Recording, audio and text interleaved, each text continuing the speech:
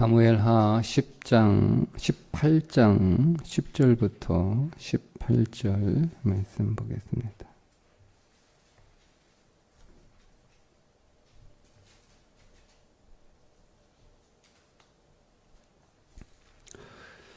한 사람이 보고 요압에게 알려 이르되 내가 보니 압살롬이 상수리 나무에 달렸더이다 하니 요압이 그 알린 사람에게 이르되 네가 보고 어찌하여 당장에 쳐서 땅에 떨어뜨리지 아니하였느냐. 내가 네게 은 10개와 띠 하나를 주었으리라 하는지라. 그 사람이 요압에게 대답하되 내가 내 손에 은 1000개를 받는다 할지라도 나는 왕의 아들에게 손을 대지 아니하겠나이다. 우리가 들었거니와 왕이 당신과 아비새와 이때에게 명령하여 이르시기를 삼가 누구든지 젊은 압살롬을 해하지 말라 하셨나이다. 아무 일에도 왕 앞에는 숨길 수 없나니 내가 만일 거역하여 그의 생명을 해하였더라면 당신도 나를 대적하였으리이다 하니 요압이 이르되 나는 너와 같이 질취할 수 없다 하고 손에 작은 창 셋을 가지고 가서 상수리 나무 가운데서 아직 살아있는 압살롬의 심장을 찌르니 요압의 무기를 든 청년 10명이 압살롬을 에워싸고 쳐 죽이니라. 요압이 나팔을 불어 백성들에게 그치게 하니 그들이 이스라엘을 추격하지 아니하고 돌아오니라. 그들이 압살롬을 옮겨다가 숲을 가운데 큰 구멍에 그를 던지고 그 위에 매우 큰 돌무더기를 쌓으니라. 온 이스라엘의 무리가 각기 장막으로 도망하니라. 압살롬이 살았을 때에 자기를 위하여 한 비석을 마련하여 세웠으니 이는 그가 자기 이름을 전할 아들이 내게 없다고 말하였음이더라. 그러므로 자기 이름을 기념하여 그 비석에 이름을 붙였으며 그 비석이 왕의 골짜기에 있고 이제까지 그것을 압살롬의 기념비라 일컫더라. 아멘. 압살롬의 죽음에 관한 내용인데요. 우리가 18장을 쭉 이렇게 읽어보면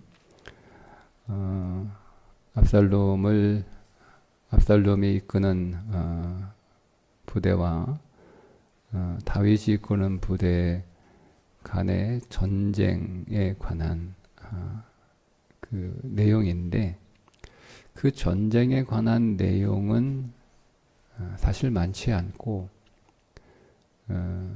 그 전쟁을 준비하는 과정 그리고 압살롬의 죽음에 대한 오늘 말씀 그리고 압살롬의 죽음을 전하는 그 과정 그리고 압살롬의 죽음이 어떻게 전해지고 그 죽음을 다윗이 어떻게 받아들이고 있는가의 내용들이 분량이 훨씬 많고 굉장히 상세하게 기록되고 있으면서 점점 이렇게 압살롬의 죽음에 대한 내용, 그러니까 죽고 그 죽음의 소식이 전해지고 그 죽음의 소식을 들은 다윗의 반응들을 기록하는 그 내용들의 템포가 갈수록 굉장히 느려집니다. 그러니까 18장에서 이 기록의 의도는 전쟁이 아니라는 거예요. 상황은 전쟁인데 관심사는 전쟁이 아니고 누가 이기고 누가 지고 어떻게 이기고 뭐 이런 건 관심이 사실은 적고 정말 관심은 압살롬입니다.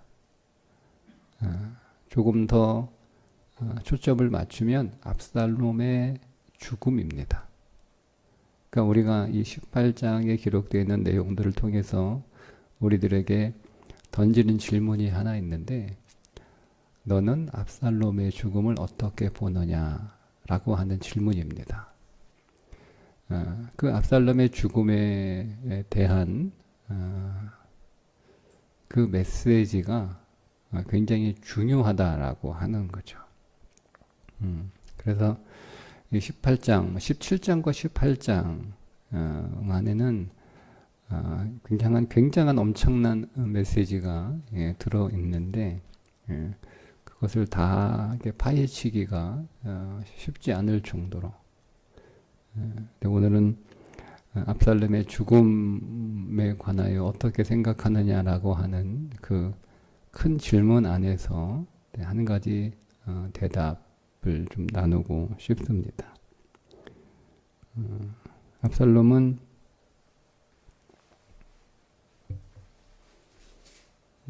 굉장히 빼어난 사람이다라고 성경에서 소개하고 있습니다. 사무엘하 14장 25절 26절에 보면 압살롬에 관해서 성경이 설명해 주고 있는데 온 이스라엘 가운데서 압살롬 같이 아름다움으로 크게 칭찬받은 자가 없었으니 그는 발바닥부터 정수리까지 흠이 없음이라. 그의 머리털이 무거움으로 연말마다 깎았으며 그의 머리털을 깎을 때에 그것을 달아본즉 그의 머리털이 왕의 저울로 200세겔이었더라. 그리고 압살롬의 외모를 설명해 줍니다. 그러니까 압살롬의 외모를 설명해 준다라고 하는 것이 굉장히 중요한 포인트입니다.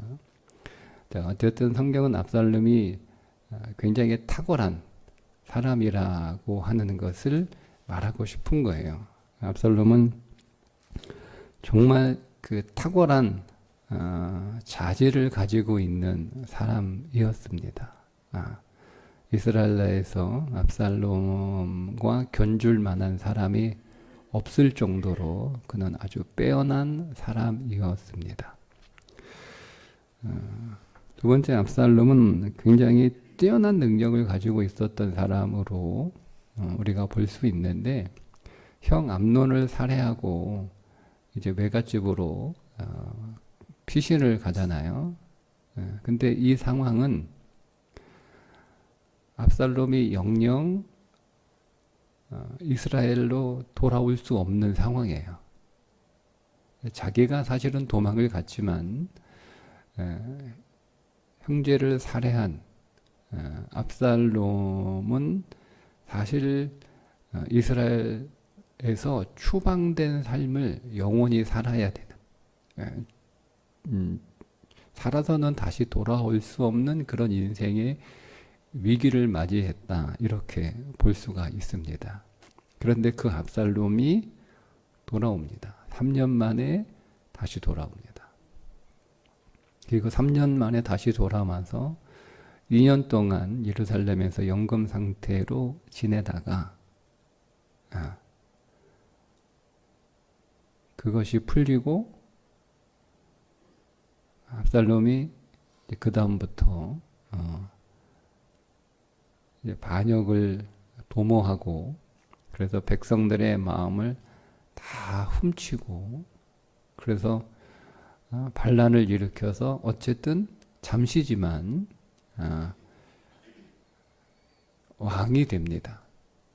그러니까 우리가 이거를 세상적인 관점에서 보면 완전히 재기가 불능한 상태에 빠졌던 자가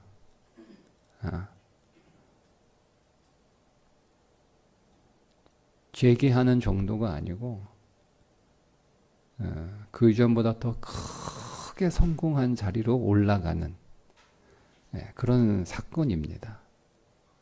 그러니까 이 압살롬은 영원히 추방될 위기에서 반란을 일으켜 왕이 될 정도로 탁월한 능력을 가지고 있었던 사람입니다. 세 번째, 오늘 마지막 절에 보면 압살롬이 자기가 살아있을 때 자기를 위한 기념비를 세웠다 이렇게 말씀하고 있죠. 압살롬이 살아있을 때에 자기를 위하여 한 비석을 마련하여 세웠으니 이는 그가 자기 이름을 전할 아들이 내게 없다고 말하였음이더라. 그러므로 자기 이름을 기념하여 그 비석에 이름을 붙였으며 그 비석이 왕의 골짜기에 있고 이제까지 그것들을 압살롬이 기념비라 일컫더라. 자기 이름을 계속 이렇게 전하고 싶은데 이제 아들이 없으니까 자기가 죽고 나면 이제 자기로 이제 끝나는 것이 너무 안타깝고 아깝고 그래서 스스로 자기 이름의 기념비를 세웠다는 거예요.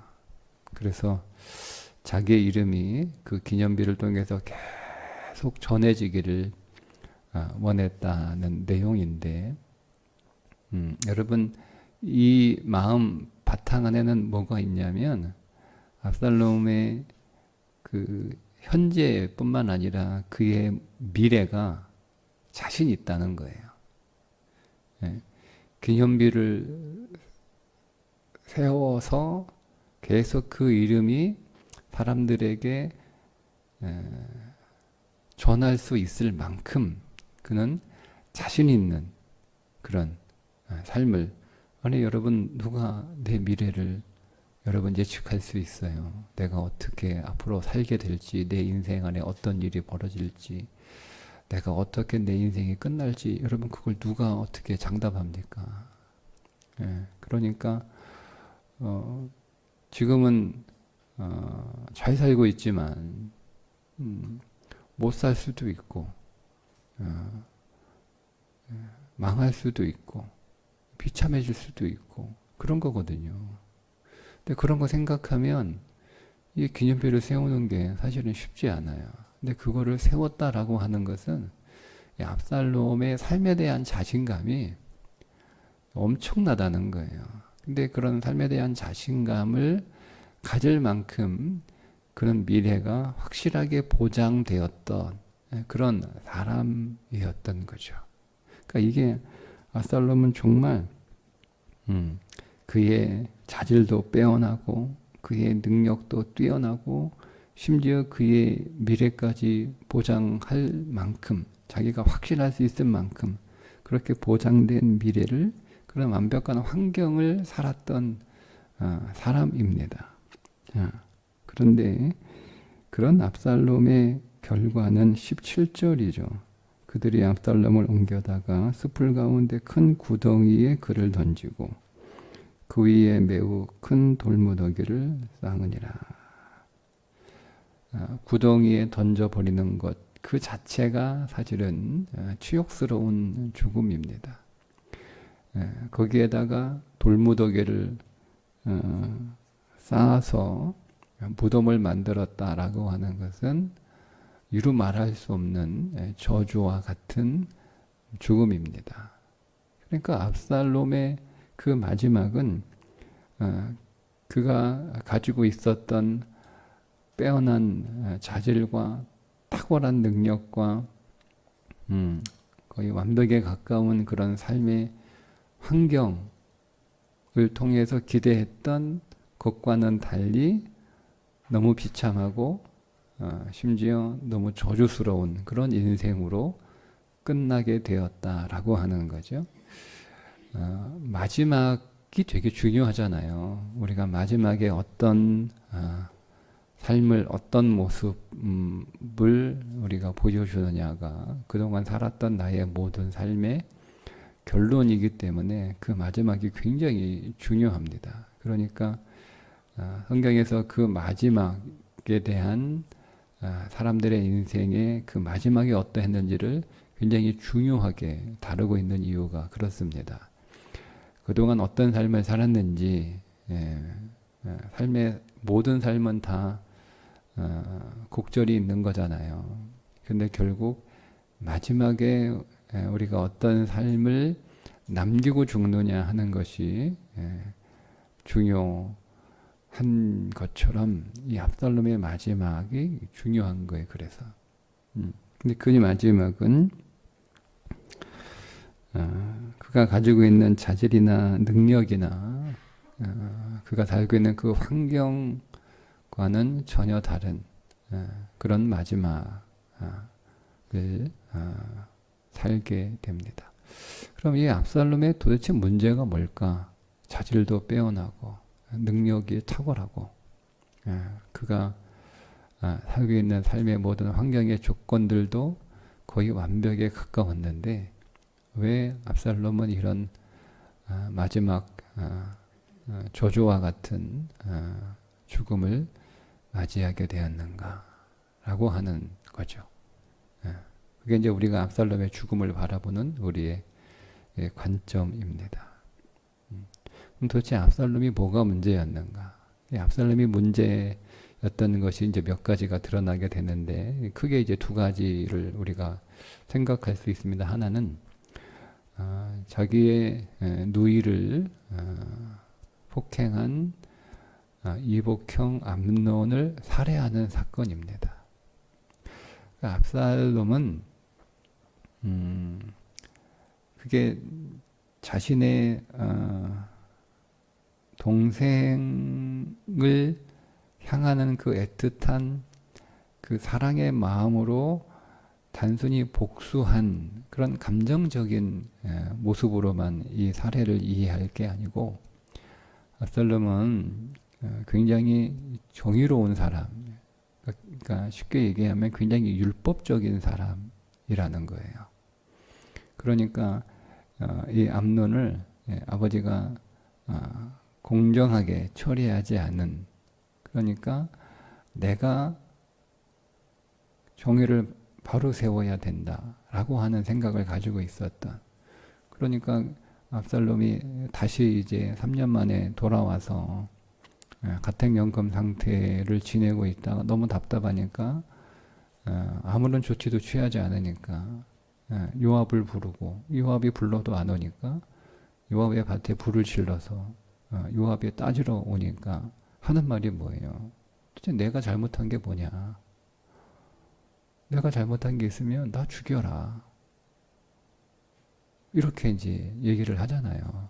그 압살롬은 자기가 형을 죽인 것이 잘못된 죄라고 하는 그런 인식이 없었던 거예요. 그건 정의를 세우는 거고, 나라의 공의를 세우는 거고, 라고 하는 그런 생각을 가지고 있었던 거라는 거죠. 내가 마땅히 누군가가 정의를 올바르게 세워야 된다라고 하는 것. 그 압살롬에게는 이 은혜라고 하는 것이 없어요. 압살롬에게는. 그러니까 율법의 관점에서 모든 것들을 바라보고 이해하고 율법의 관점에서 모든 것들을 대했던 그런 사람입니다. 여러분, 우리가 물론 올바르게 삶을 살아가는 것, 그러니까 우리가 이제 은혜를 제가 계속 강조하며 말씀드리지만 은혜는 그냥 덮어주는 걸 은혜라고 말하는 게 아니에요. 은혜는 그냥 덮어두는 게 은혜가 아니에요. 은혜는 반드시 공의가 전제돼야 돼요. 그 공의가 없는 은혜는 성경에 나오지 않아요. 그러니까 공의가 없는 용서는 성경에 나오지가 않아요. 그러니까 우리가 은혜를 그렇게 잘못 생각할 수 있는데 어쨌든 우리 안에는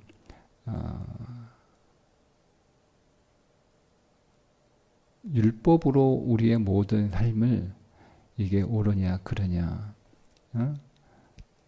이게 좋냐 나쁘냐 뭐 이렇게 막 흑백으로만 우리가 판단하고 또 그렇게 우리가 대하는 그런 모습. 그러니까 우리가 우리의 삶을 율법으로 대하는 건 굉장히 위험하다고 하는 거죠. 율법 없이 은혜로만 대하는 것도 삶은 굉장히 위험하지만 어쨌든 우리가 압살롬에 초점을 맞추면 압살롬은 모든 것들을 그렇게 율법으로만 대했던 그런 사람이었습니다. 그에게는 좀 은혜가 없었죠. 두 번째는 이제 아버지의 첩들이죠. 다윗이 급히 도망을 가면서 그 궁을 지키라고 자기의 첩들을 남겨두고 나오는데 그 아버지의 첩들을 이제 압살롬이 버젓이 모두가 보는 대낮에 옥상 위에 장막을 치고 아버지의 첩들을 취하는 일을 벌이게 됩니다. 근데 이게 이방적 행위라는 거죠. 이방적 행위. 그러니까 하나님의 백성들에서는 일어날 수 없는, 그러니까 이방 나라에서는 선왕의 첩들이나 뭐 후궁들을 취함으로 인해서 자기가 더 강한 왕이고 그리고 진짜 왕이고 뭐 이런 것들을 과시하고 드러낸 일로 종종 이렇게 했거든요. 근데 이거는 다분히 이방적인 모습이에요. 그러면 압살롬은 하나님의 백성, 압살롬은 하나님의 백성이잖아요. 다윗의 아들이잖아요. 그러니까 믿음의 사람이라는 거예요. 근데 그 믿음의 사람인데 그의 삶이 이방적 삶이 그에게 들어왔다는 거예요.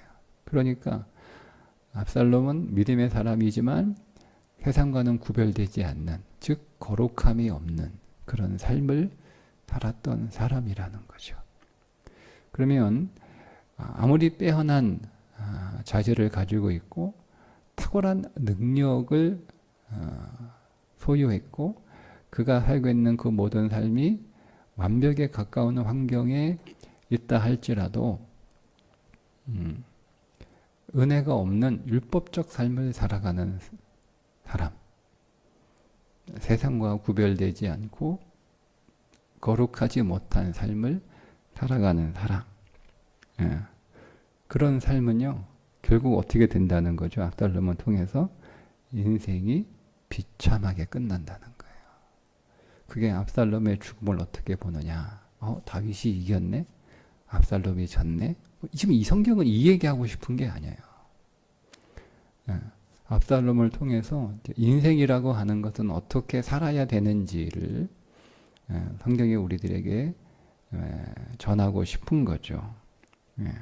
그래서 압살롬의 이 죽음, 그가 구덩이에 빠져서 돌무더기의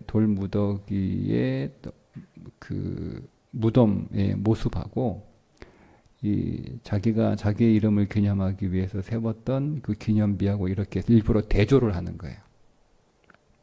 대조를 하는 거예요. 그러니까 압살롬은 스스로를 굉장히 존귀하게 여겨서 자기를 위하여 기념비를 쌓았지만 그의 인생의 마지막은 어떻다는 거죠? 저주받은 자로 여기고 그 시체 위에 돌무기를 쌓았던 삶으로 끝났다는 거예요. 근데 이 두 개가 존재하는 거예요. 오늘 성경이 말씀하고 있잖아요. 그게 이 말씀을 기록하고 있는 이제까지 그것을 압살롬의 기념비라 일컫더라. 이 기념비가 계속 남아 있어서 계속 이렇게 전해지고 있었단 말이에요. 그러니까 그 기념비가 있고 또 다른 곳에는 압살롬의 돌무더기, 사람에게 돌을 던지고 죽은 자에게 돌을 던지고 그것을 무덤으로 만들었다는 건 저주받은 인생이라는 뜻이잖아요. 하나는 자기 이름을 기념하는 기념비가 있고 한쪽에는 저주받은 돌무덤이 있고 두 개를 비교하는 거예요. 성경은.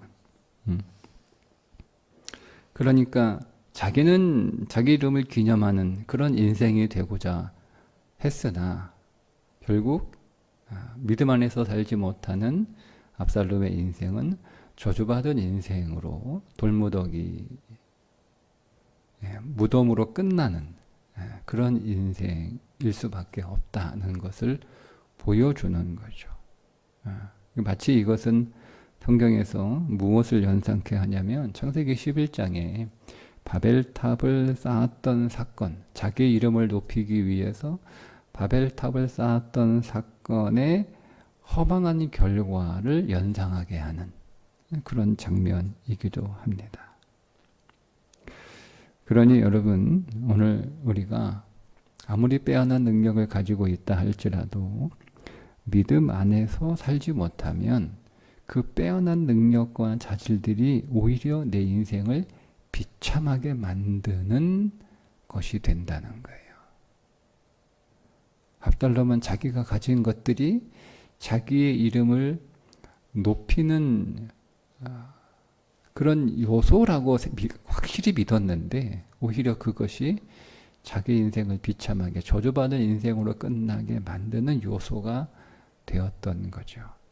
그러니까 여러분, 우리가 아무리 빼어난 능력과 아무리 탁월한 자질을 가지고 있다 할지라도 그것이 믿음 안에서 사용되지 않으면 다 헛된 것이다 라고 하는 것을 우리가 볼 수 있어야 됩니다.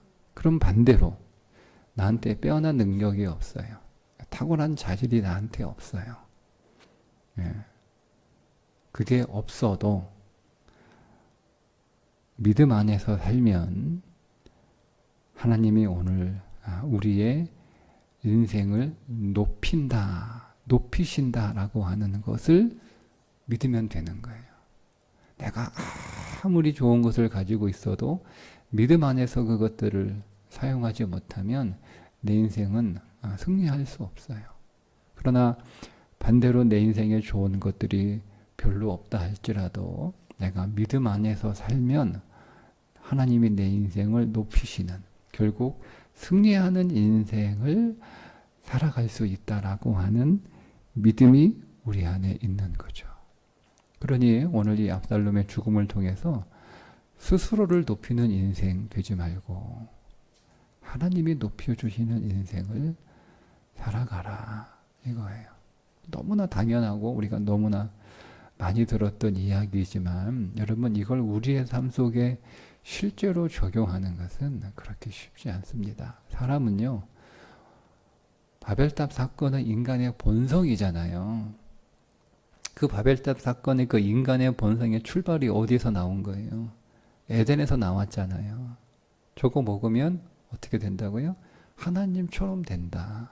그러니까 사람은 자기가 스스로 자기 이름을 막 드러내고 높이고 싶어 하는 죄의 본성이 우리 안에 체질적으로 있어요. 체질적으로. 그게 사람이 좋고 나쁘고가 아니고요. 모든 사람이에요. 한 사람도 예외 없이 모든 인간은 자기가 스스로 자기의 이름을 높이고 싶은 그 뿌리 깊은 죄성을 가지고 있어요. 그게 에덴에서 있었어요. 근데 그게 에덴에서 끝난 게 아니잖아요. 그게 바벨탑에도 있었단 말이에요. 우리의 이름을 높이자, 하늘에 닿게 하자 라고 하는 거잖아요. 그죠? 그래서 그 이후에 나오는 이 모든 인생들의 공통점이에요. 모든 인생들의 공통점, 나오는 모든 이야기의 공통점은 스스로 자기 이름을 높이는 자의 인생과 하나님 앞에 겸비한 마음을 품고 자기 자신을 낮추었을 때 하나님이 높여주시는 인생을 두 개를 계속 번갈아 가면서 설명해 주고 있는 거예요. 그게 비단 얘기하면 사울의 인생이 스스로 자기 이름을 높이는 인생, 사울의 인생이잖아요. 그거 어떻게 끝나요? 다윗의 인생은 하나님 앞에 겸비한 자로 하나님이 높여주시는 인생을 살아가는 자가 다윗이잖아요. 그거는 압살롬의 이야기가 또 나오는 거예요. 그리고 이 압살롬의 이야기 안에 누가 숨어 있냐면 요압이 또 숨어 있어요. 요압이. 그러니까 요압이 스스로 자기가 자기 인생을 높이려고 하고 스스로 자기 이름을 높이려고 하는 그런 요압의 일들이 계속 숨어 있어요. 숨어 있어요. 오늘 요압이 압살롬을 죽이잖아요. 요압이 압살롬을 왜 죽여요? 그렇게 당부를 했는데 자기하고 오촌이잖아요. 압살롬은 친척이란 말이에요.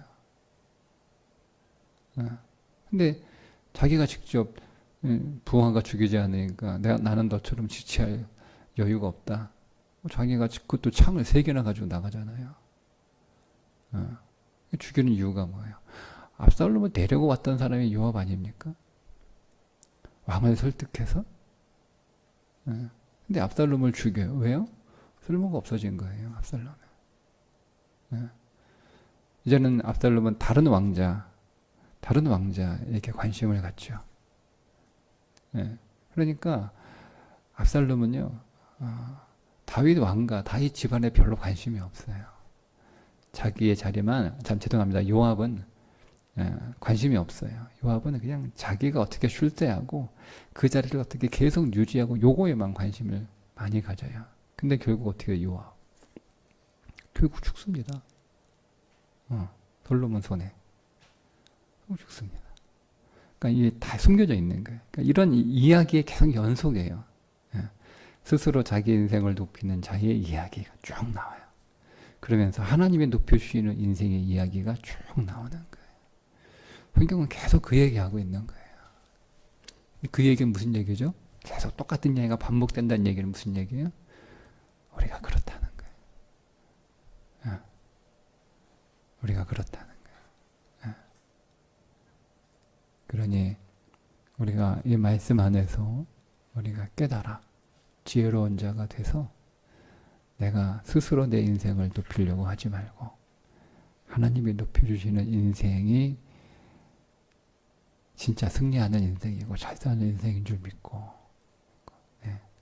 하나님 앞에 늘 겸비한 마음으로 그렇게 살아가는 저와 여러분 될 수 있기를 주님의 이름으로 축복합니다.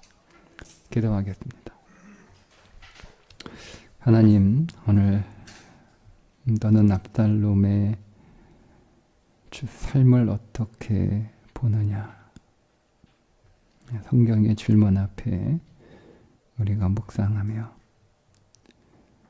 그의 삶을 우리가 생각하며 거기서 들려오는 진리를 하나님 잘 듣게 하여 주셔서 우리의 삶이